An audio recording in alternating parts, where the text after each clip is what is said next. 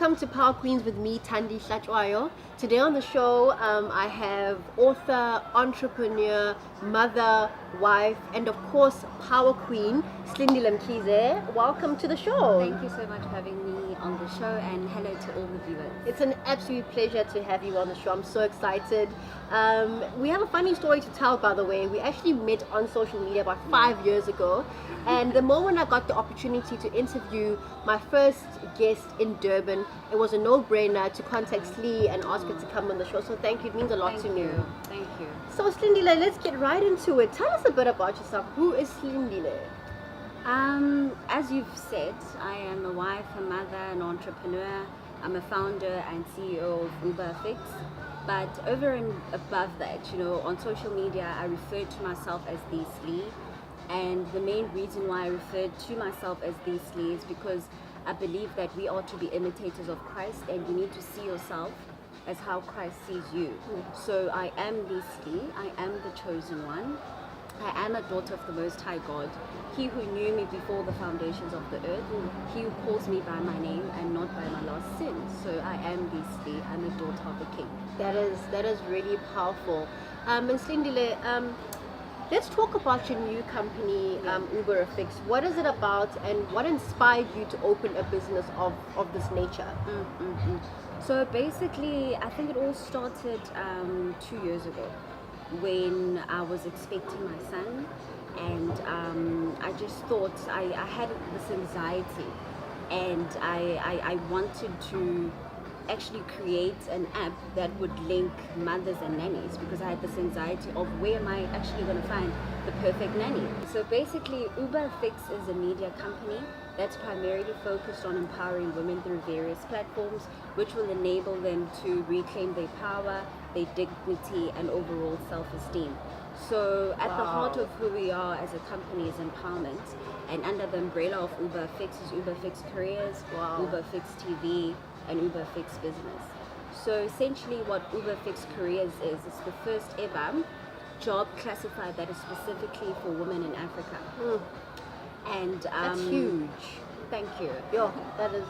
And with that classified, we aim to help big businesses, government, and women, of course, to alleviate financial frustration and erosion of skills and talent. So, in a nutshell, as UberFix, we believe that women ought to have, inclusion, job inclusion.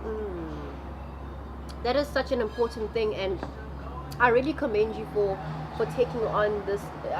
To me, it's a challenge, because not many females are successfully running businesses of that caliber, put it that way, and not many of them have the strength and the confidence and the determination and the guts to actually start a company that complex and that empowering, and that is like basically going to be, for me, obviously on a global sort of level, so I commend you for that.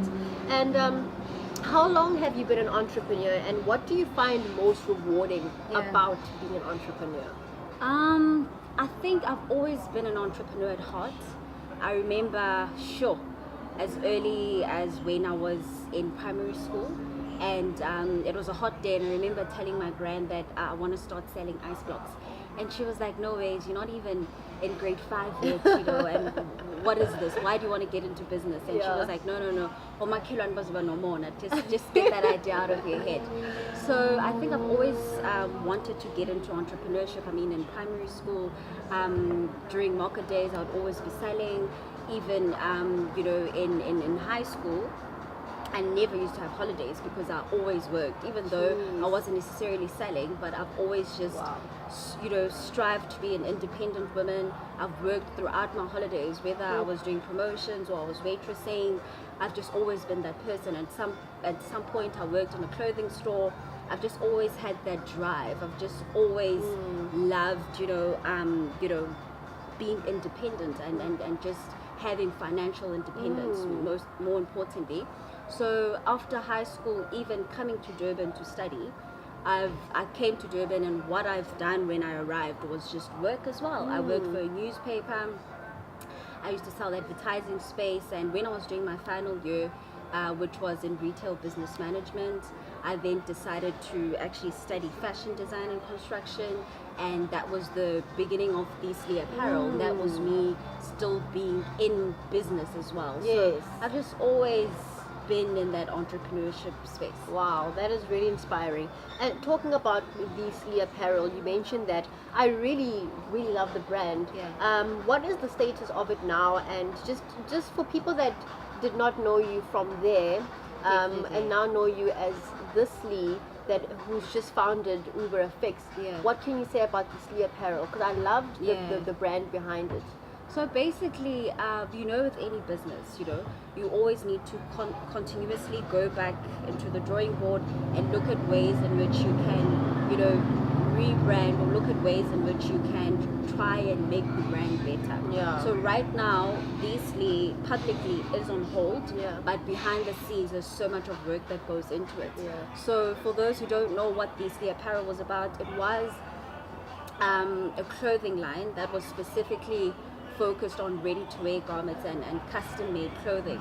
So that's still the direction I want to take with Thandi Apparel. But obviously we live in an era we live in a very digital era. So right now I'm focused on bringing Thandi Apparel back, but more digitally. So the experience with Thandi Apparel will be more digital. Yes, so I love that.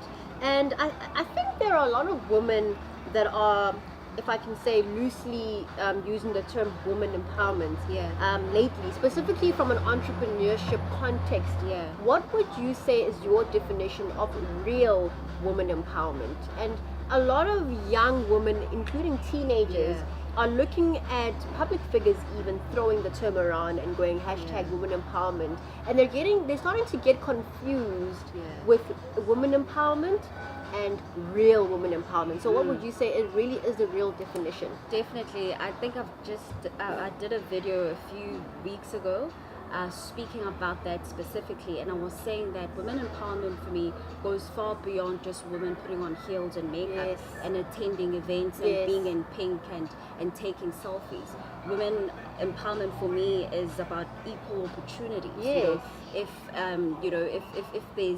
there's a contract that's in place and 8 men apply for that contract and 2 women apply for that contract, you must not then take it as if it's just 8 companies and then you put the women aside because you are worried that are they going to have the capacity to actually handle this contract. Women must be given the same opportunities as men. So essentially for me, women empowerment is equal opportunity and giving women that platform to actually know that they're just as capable as men. I love that. I think it's so important to reiterate that when amongst women that have conversations like these, so that women out there who really are trying their level best to be successful within their careers, within their businesses, constantly are reminded that this is what women empowerment means.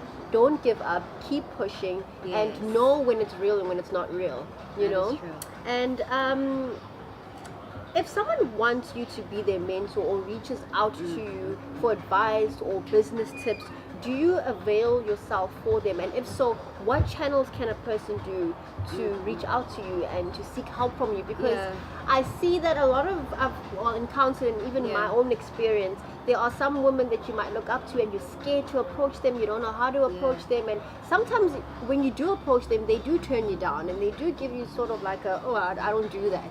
But these are the same women that are preaching women empowerment and let's lift each other up and let's help each other. And so how do you go about that? Do you practice that? Yes, I do. I try my level best. When somebody reaches out to me, I always try my level best to assist that person.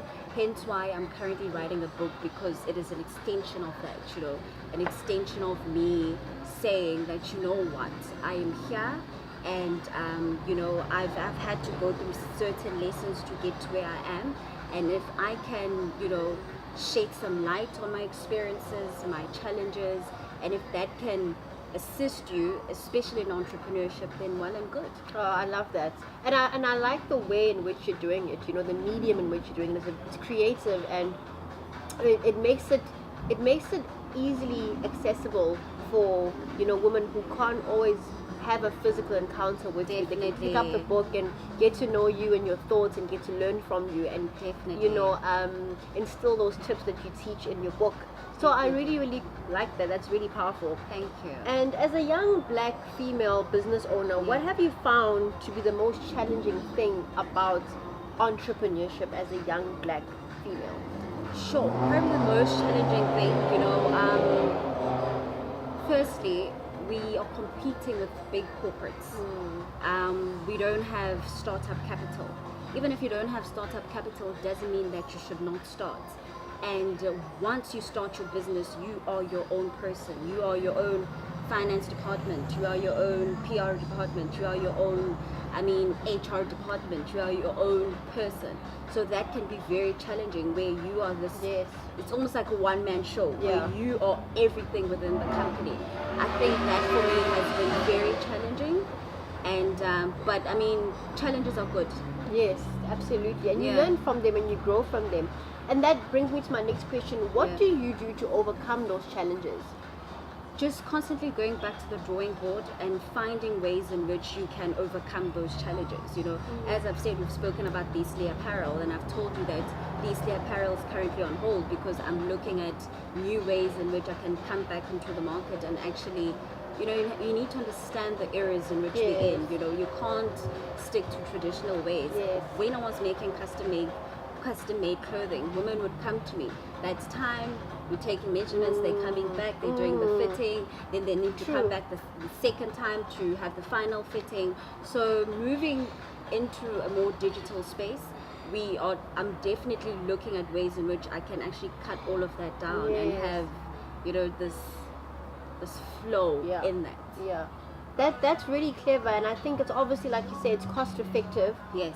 It's less time consuming. People can access you and reach you, place orders online. And I really like that. And obviously, in today's society, you do have to be conscious when it comes to evolving, and always remain current and remain in tune with what, you know, is the best option when it comes to business in today's society. Definitely. You and know? Planning as well. You can't ever, you know, not plan. You have to plan in everything that you do. There's no substitute for planning. If you don't plan, you are literally planning to fail. That's absolutely true. And what steps do you usually take to just, you know, sometimes we have bad days and we just don't feel like getting out of bed. We're discouraged. We're females. What keeps you going as a person? My faith in God keeps me going as a person. I mean, He is the Alpha, is the Omega, is the beginning, is the end, and I am deeply rooted in Him, and that is what keeps me going. I can't, you know, yes, we do have bad days, but I mean, you have to have a place in which you draw strength from. And I really draw strength from Christ. Absolutely, I love that. Do you believe that our established or successful black female public figures are doing enough to assist aspiring young black female entrepreneurs, or, you know, females that are trying to be successful or trying to get into the same industries that they're in? Do you think there are enough public figures who are black women who are assisting? Actually, Thandi, I think when it comes to that, I'm 50-50. There are women who are doing their bit. Like, for instance, Basisano Komalo, she's about to launch mentorship conversations with Basi. So she's a powerful woman who's doing her bit to help other female black entrepreneurs. But at the same time, you do get women who say that, you know what, I'm not going to open up the industry. No one opened up the industry for me. I got here because of hard work, and therefore why am I being held accountable for other people? So I think I'm 50-50 on that, in a sense that you do get a handful of women like myself and you who are doing their bit, but you do get others who are not necessarily just coming to the table. That is very, very true. And what is the entrepreneurship industry like in Durban, in a small city like Durban? And I say it's slow paced only because of my own personal experiences and experiences from people that I know on a personal level that have described it as a little bit slow. Yeah. Is it challenging to be a female entrepreneur in a small city like Durban as opposed to a big city like Joburg or Cape Town? I normally have this conversation with a number of people, and I always say that, you know what, people perceive Durban to be a very small town or city, and that it's slow paced. For me, I don't believe that it's slow paced, especially when you've identified a gap in the market. Yeah. Once you've identified a gap in the market and you know what your purpose is, Yes. you can just get right in there Yes. and turn that into a reality. Yes. You know, I even make examples such as, I mean, the leading show on SABC1 being Uzalo, it's not airing in Soweto, in Joburg, it is actually Airing. in Durban. You know, so once you know what your purpose is, once you know what you want to get into, it doesn't matter the location. You Yes. could literally be in Joburg or in Durban or in Cape Town or literally wherever. Yes. And if you've got the tenacity to make that dream, or rather that whatever it is that you want to come to pass, Yes. it definitely will. I honestly 100% agree with that, because there are people that move to big cities and they don't make it. Yeah. And we were talking about this earlier when you arrived, that they don't have a plan, they don't have a vision. Yes. And they easily get lost, you know, Definitely, into yeah. just being in that city to a point where it consumes their thinking, their planning and all of that. So I do agree with that. So woman to woman, what is the one thing that you would like to see Black women getting better at? What can they improve on? What can we improve on as Black females? You know, firstly, I think we need to improve on the fact that we need to collaborate more than we compete. That's one. Secondly, I believe that we need to be more honest with ourselves. We need to see each other as, we need to see each other far more than just competition. We need to see each other as sisters, because if we're not going to be there for each other, who's going to be there for Yes, us? yes. Okay. And that brings us to the end of our show. And this is a question that I always ask my guests. What is the definition of a power queen in your words? So in my words, a definition of a power queen would be Proverbs